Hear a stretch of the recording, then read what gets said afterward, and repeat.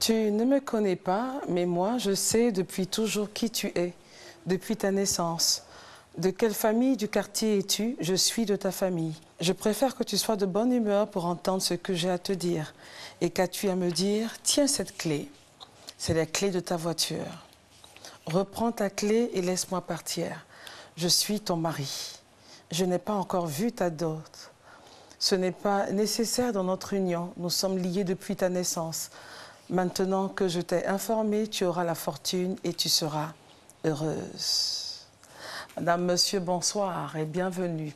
Aujourd'hui, avec la couleur de l'argent, titre de l'œuvre que nous avons en débat ce soir avec notre invitée, Komara Constance Mariam, nous ouvrons les portes de la physique, mais aussi les portes de la métaphysique, parce que le spirituel, le mysticisme se mêlent dans cette œuvre qui parle de l'appât du gain. Enfin, notre auteur est là, Komara Constance Mariam, avec beaucoup de plaisir. Nous sommes en votre compagnie, également en sa compagnie. Il faut, juste pour rappel, dire que nous sommes toujours à l'Université Félix Houphouët-Boigny, et c'est donc la Bibliothèque centrale qui nous accueille encore ce jeudi. Madame Komara, bonsoir. Bonsoir. Merci d'être là. Ah, vous le remercie. C'est une rencontre, le livre commence par une rencontre assez choc et brutale que fait notre personnage principal, Adam. C'est Adam ou Adamé? Adam. Adam. D'accord. Alors, elle rencontre un esprit qui lui avoue être son mari. Et ce qui m'intrigue, c'est qu'il dit que sa mission change maintenant auprès d'elle. Avec cette demande permanente, il était son protecteur. Maintenant, il passe à une autre étape, il devient son mari. Il est invisible, il lui offre une voiture visible et des billets de banque très, très visibles.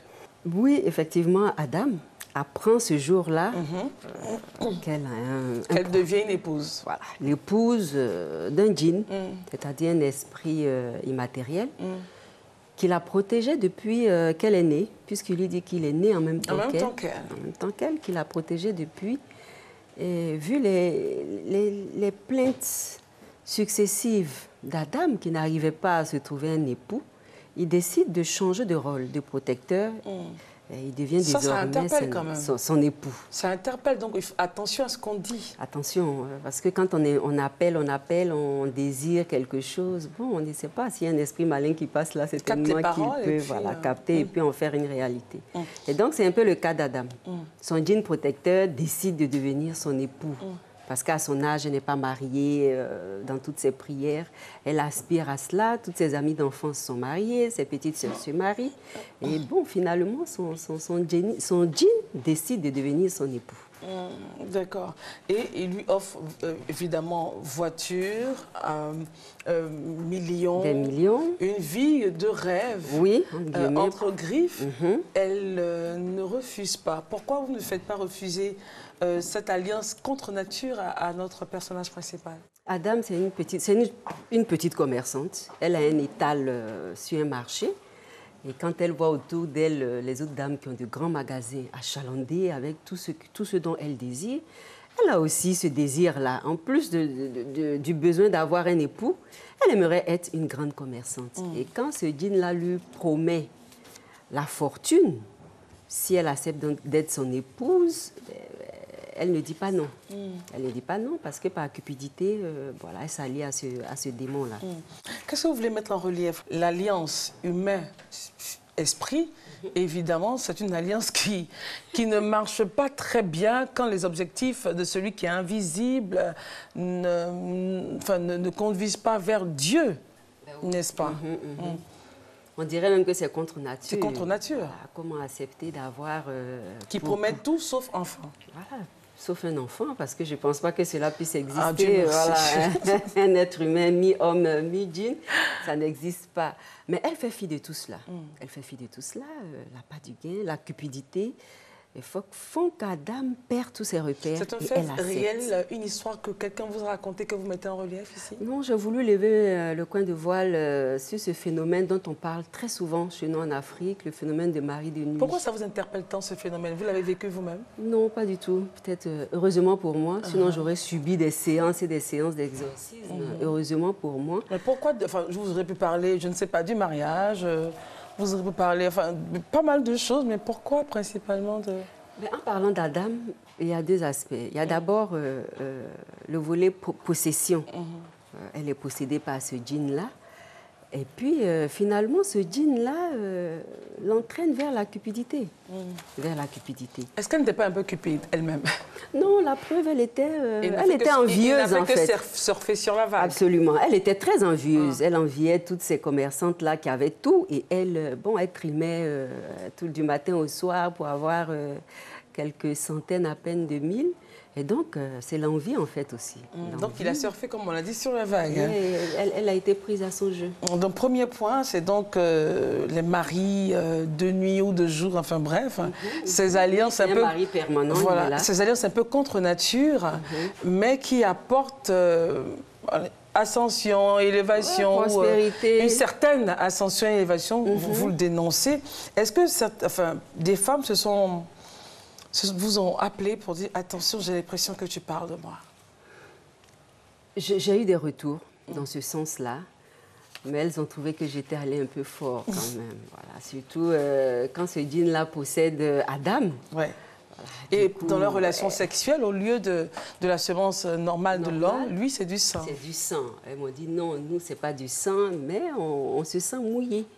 Et donc, véritablement, on était convaincus qu'on avait un mari de nuit. Aujourd'hui, vous parlez de djinn, c'est peut-être la même chose. Et bon, grâce aux prières, on a pu être délivrés. D'accord.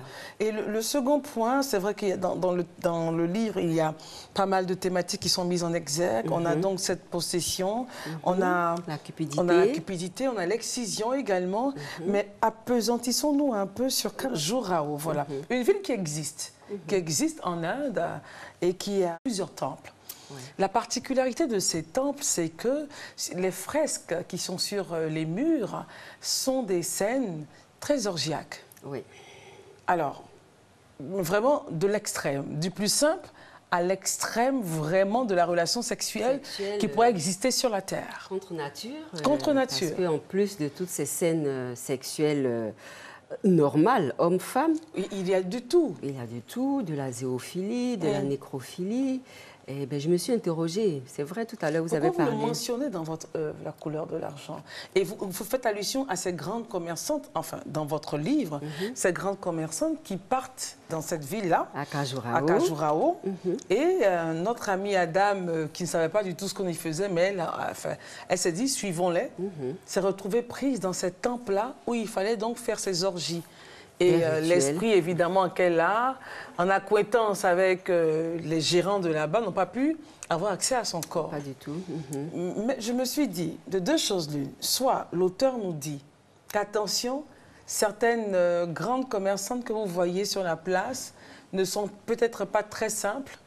Leur argent, il y a pas mal de questions à se poser sur l'origine des marchandises et de leur argent.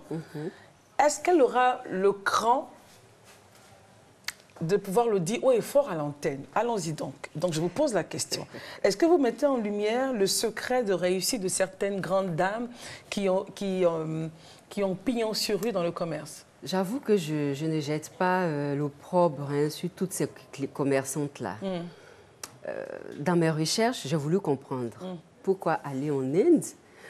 Parce que pour moi, l'Inde ne recèle pas d'articles véritablement susceptibles d'intéresser nos populations. Mais elles ont cette destination-là fort prisée et elles y vont chaque année, 2 fois par an, pour aller s'approvisionner. Et quand j'ai poussé mes questions un peu plus loin, certaines m'ont parlé d'une bague magique qu'elles iraient chercher en Inde, qui leur procurerait... Ça, c'est dans la réalité. Hein? Dans la réalité. Et donc, je me suis dit, mais pour une bague, on n'a pas besoin de payer un billet d'avion, aller jusqu'à aussi loin. Pourquoi la bague ne viendrait pas à vous? Et là, elles n'ont pas voulu être claires là-dessus. Donc, du coup, mon imagination a joué. Voilà, Et donc, vous vous êtes dit, si elles ne sont pas claires, moi, je crée des orgies. Voilà, je crée des choses. Pourquoi des orgies? C'est sur la base des fresques? J'avoue que j'ai choisi la ville de Khajuraho parce que je suis moi-même intriguée par ces pratiques-là au niveau de l'Inde. Tout le monde connaît le Kama Sutra. Il est venu de l'Inde. Pour les Indiens, l'extase sexuelle doit faire partie de la vie. Et il faut changer, il faut casser, pas de monotonie à leur niveau. Mais à Khajuraho, sur les temples, comme je vous l'ai dit tout à l'heure, il y a des scènes orgasmiques qui attirent mon attention. Pourquoi des relations... Et qui vous interpellent. Voilà, qui m'intriguent. Pourquoi des relations entre des hommes et des animaux? Pourquoi la nécrophilie avec des morts? Je me suis dit, il y a forcément quelque chose en dessous. Mes recherches ne m'ont pas permis. Et vous n'avez pas pu avoir la vérité. Je n'ai pas pu avoir la vérité. Voilà, j'ai pas pu avoir la vérité. Alors, qu'est-ce que le lecteur devrait penser ou le téléspectateur devrait retenir sur cette partie? Il y a des pratiques aussi en Inde, voilà, dont on essaie l'origine, le pourquoi. Peut-être que certains m'appelleront pour me dire, moi, je sais pourquoi est-ce qu'il y a ces pratiques-là. Et donc, moi, ces commerçantes... Nous sommes tous dans l'expectative, alors? Oui, oui. Et donc, j'ai relié, en fait, ce mystère, le mystère que ces commerçantes-là gardent autour de leur voyage en Inde.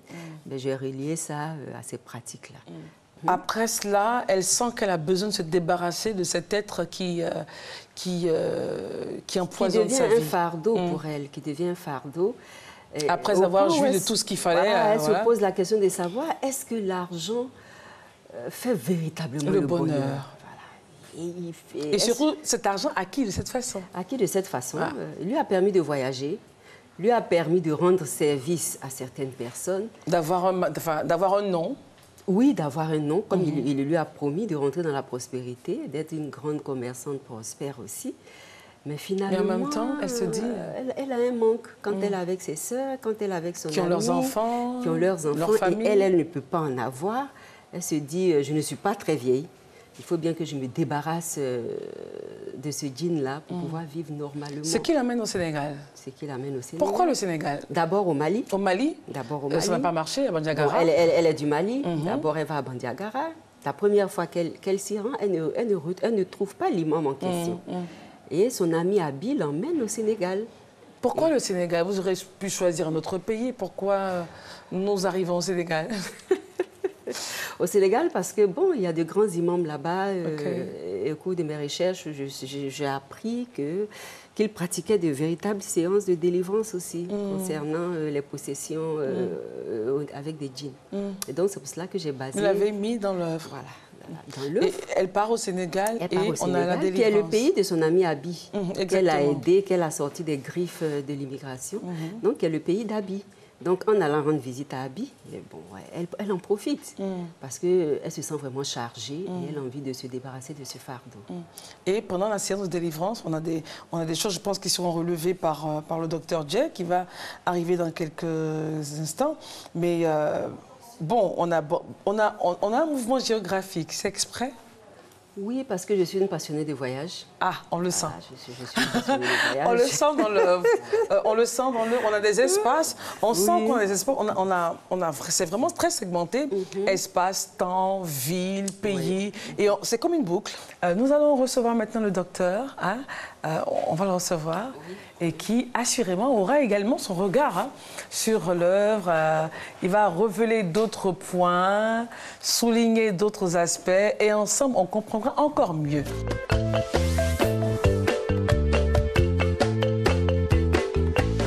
Ah, magnifique la chemise bleue. Merci beaucoup. Ça rassure, ce bleu. Parce que contrairement au rouge de la couverture. On a besoin d'être rassuré avec toutes ces histoires et tout ça. Docteur, merci d'être là. Alors, je sais que vous avez lu l'œuvre, votre regard, tellement de choses. Bonsoir, chers téléspectateurs. Bonsoir, Christelle. La première impression, c'est qu'on a un livre d'une grande diversité de paysages. Déjà, c'est un livre qui nous fait voyager. Exactement.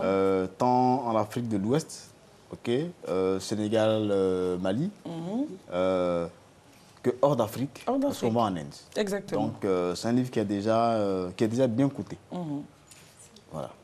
Cela dit, il faut maintenant qu'on l'ouvre et qu'on essaie de titiller un peu l'auteur sur ce qu'elle a voulu dire. Sur Exactement. Ce qu'elle n'a pas dit. Je vous la livre, Ça. mais tout doucement. Merci. Je réponds avec délicatesse. Pourquoi avoir senti ce besoin de nous présenter un islam qui n'est pas celui de tous les jours? Parce que nous avons connu un islam simple, de prière, de pèlerinage. Alors vous allez de l'autre côté du rideau, vous nous présentez un islam avec beaucoup de mysticisme à l'intérieur. Mais j'avoue que c'est toujours dans ma quête d'enseigner. Je suis enseignante de formation, d'informer le lecteur, parce que je me suis rendu compte qu'effectivement, on a l'impression qu'en islam, il y a des pratiques qui existent chez les chrétiens et qui n'existent pas en islam. Les gens n'en parlent notamment pas. l'exorcisme, par exemple. Voilà, les séances de délivrance. Voilà, qui n'existent pas. Et donc, certaines personnes ont été édifiées que j'en parle. Elles étaient même perplexes au point de me demander, mais est-ce que ça existe vraiment? J'ai dit, mais autant chez les chrétiens, il y a des gens, il y a des personnes qui sont possédées. Justement, parlant d'exorcisme, je pense que c'est au chapitre 10. L'imam essaie de faire sortir le djinn du corps d'Adam. Et l'une des phrases qui conclut tout ça, c'est que le djinn a refusé de se convertir. Donc, on le jette, on le voue aux gémonies. Est-ce qu'il est possible de transformer un djinn en un ange bénéfique? On est converti. En un converti. En un converti.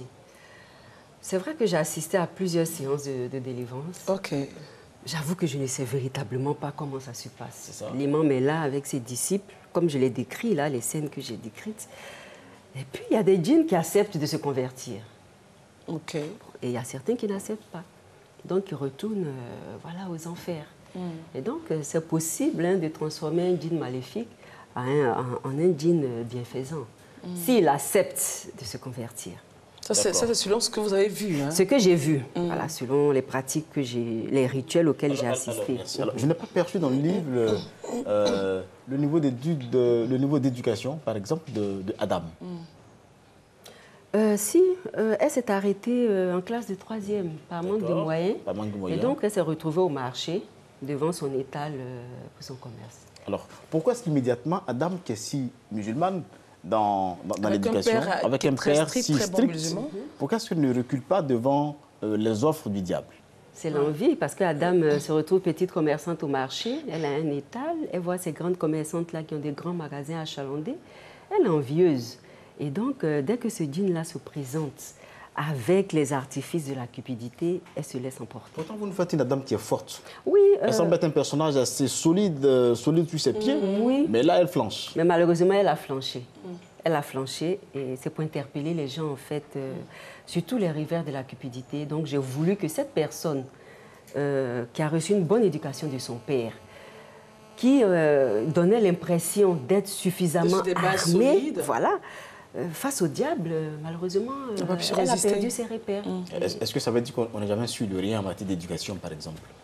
Mais très vite, elle revient. Hein. Elle revient après, après tant de péripéties, quand même. Voilà, quand même, elle revient à sa vraie nature. D'accord. Après une dame qui a connu les affres et les difficultés liées à l'argent, pourquoi est-ce que la chute est une dame qui retombe quand même, qui reste quand même dans un certain confort? Est-ce qu'il ne doit pas être intéressant de la faire sortir du confort, finalement? Elle se retrouve dans un confort intermédiaire. Oui. Au départ, c'était la jeune commerçante qui était un peu le pilier de la famille. Ça voulait dire qu'elle gagnait plus ou moins sa vie. C'est ça. Et puis, elle a eu l'opulence avec cet argent maléfique que le djinn lui a mis à disposition. Maintenant, après, il faut quand même un happy end à ce roman que vous traitez de noir véritablement. Non, donc, j'ai voulu, voilà, qu'Adam termine sa vie, voilà, sans véritablement trop de souffrance. D'accord. Alors, ce roman a une particularité dans la narration, c'est que vous n'avez pas une narration linéaire. Okay, nous avons au moins 3 instances narratrices qui s'entremêlent. Il s'agit d'abord d'Adam elle-même, narrateur principal, ensuite de Abi, qui est du Sénégal, et de Kefi. Est-ce que c'est une survivance de votre aptitude à faire pas de votre aptitude, de votre habitude plutôt, à écrire des nouvelles? Non. J'ai voulu écrire un roman avec toutes les caractéristiques du roman. Mais j'ai voulu d'un roman beaucoup plus animé. Je n'ai pas voulu avoir un personnage qui allait nous servir, un texte monocorde, lui seul qui raconte les péripéties des uns et des autres. J'ai voulu faire parler les autres personnages pour casser un peu le rythme d'un roman monocorde, en fait. Et puis, la diversité des thématiques aussi, c'est dans ce même sens-là. J'aborde plusieurs thèmes. J'aurais pu m'arrêter à la cupidité, j'aurais pu m'arrêter à l'immigration et à ses conséquences, ou bien à l'excision, mais j'aborde tous les thèmes. Chaque personnage a sa thématique, en fait. Il y a deux thématiques avec les filles. Il y a l'excision de son épouse et les conséquences, et puis il y a le mariage arrangé qui continue encore de sévir. Quand on prend Abi nous relate les conséquences de l'immigration. Chacun a ses douleurs. Voilà, hein. Alors moi, je voudrais savoir pourquoi est-ce qu'ici, la position féminine est empreinte de tellement de sang. Parce qu'il y a Abi qui est dans une situation désastreuse, qui a parfois des pratiques... qui est victime de pratiques liées au sang lorsque certaines périodes arrivent.